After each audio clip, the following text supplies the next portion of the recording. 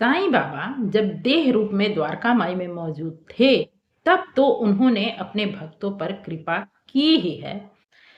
पर मुझे लगता है कि आज के तारीख में जब बाबा देह रूप में मौजूद नहीं हैं, संभवतः उस वक़्त से अधिक आज उनकी कृपा उनके भक्तों पर बरस रही है और उनके चमत्कार देखने में आ रहे हैं। आज की जो कथा है, वो मैंने ली है उदी के चमत्कार पुस्तक से। इस कथा को सुनकर आपको बिल्कुल ऐसा ही लगेगा। ये कथा है किसी जिन्होंने लिखा है, सोनिया नाम है और वो सिरसा की रहने वाली हैं। उन्होंने अपना अनुभव लिखा है इस पुस्तक में कि उनकी मतलब कुछ समय विवाह के कुछ समय अधिक समय तो नहीं दिया है उन्होंने, लेकिन हाँ, कुछ समय के बाद उन्हें एक पुत्री की प्राप्ति हुई। सब कुछ ठीक था, पुत्री अच्छी तरह से पुत्री का जन्म हुआ। पर एक परेशानी थी कि उसके एक आँख से, पुत्री की एक आँख से हमेशा पानी निरंतर गिरता रहता और जिसके कारण कि उसका वो आँख हमेशा चिपका हुआ रहता, वो आँख पूरी तरह से खोल नहीं पाती, बहुत कम ही खुलता वो आँख। साफ करके वो खोलने की कोशिश करती, हल्का-सा आँख खुलता, फिर वो आँख चिपक जाता और निरंतर पानी गिरता रहता। उसके लिए उन लोगों ने जितना इलाज संभव था वो कराया, डॉक्टरों ने अपने तरफ से जितना प्रयास किया, उनका बस वो था कि आँख को सूखा रखिए। अब निरंतर पानी गिर रहा था तो कितना सूखा रखा जाए और हर बार रुई से पोंछने के कारण जैसा उन्होंने लिखा है कि रुई से पोंछते रहने के कारण बच्चे की आँख रुई से भी पोंछने से एक तो जन्म लेते उस वक़्त के बच्चे का स्किन कितना नाज़ुक होता है। रुई से भी पोंछने पर उसकी आँख हमेशा आँख के आस-पास हमेशा लाल हुआ रहता, छूने वो नहीं देती, संभवतः उसे दर्द होता और हमें अब लगने लगा कि शायद इसकी ये आँख खराब हो जाएगी, रोशनी तो दूर शायद देखने में भी ये पता नहीं कैसा रहे, काफ़ी चिंतित थे हम लोग और इस तरह 2-3 महीने का समय गुज़र गया, डॉक्टर भी हमने बदल के देखा पर बच्ची के तकलीफ में कोई कमी नहीं आ रही थी। वैसे बच्ची बिल्कुल स्वस्थ थी, पर उसके आँख को लेकर हम काफ़ी चिंतित थे और जो बन पड़ रहा था वो हमने सब कुछ किया पर बच्ची के आँख पर कोई असर नहीं हो रहा था।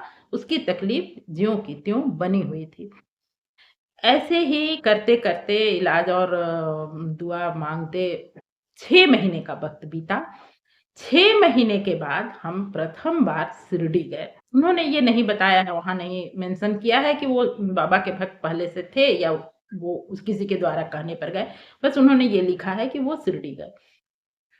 शिरडी जाने के बाद जैसा कि सोनिया जी ने लिखा है कि उन्होंने बच्ची को गोद में लेकर द्वारका माई में बैठकर द्वारका माई में जो लोग गए हैं देख सकते हैं, जानते होंगे कि बैठने का थोड़ा-सा स्थान है, थोड़ा जगह मिलता है, वहाँ थोड़े-से समय में बैठ सकते हैं।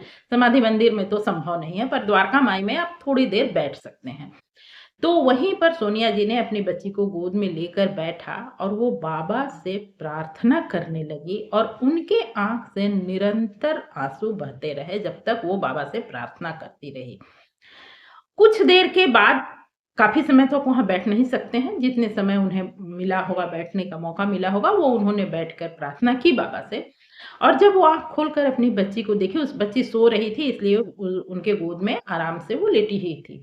जब उन्होंने आँख खोलकर देखा, तो देखा कि बच्ची के आँख से पानी गिरना काफ़ी कम था, आँख हल्का-सा सूखा जैसा लग रहा था।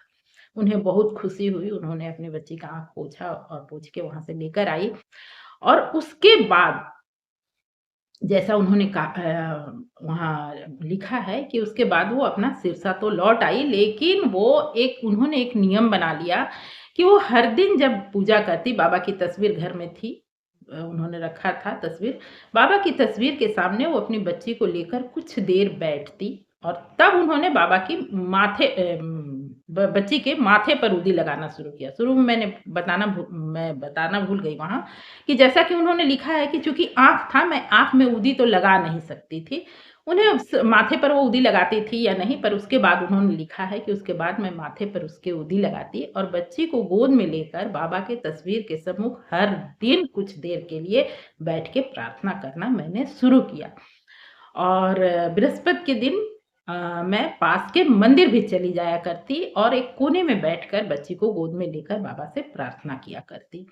धीरे-धीरे उसके आँख से पानी गिरना बंद हुआ और बच्ची 1 महीने के अंदर ही उसकी आँख बिल्कुल ठीक हो गई, आँख से पानी गिरना बंद हो गया और आज उनकी बच्ची 10 वर्ष की है और वो उसकी आँख बिल्कुल सही है, वो अपनी सही तरीके से पढ़ाई कर रही है।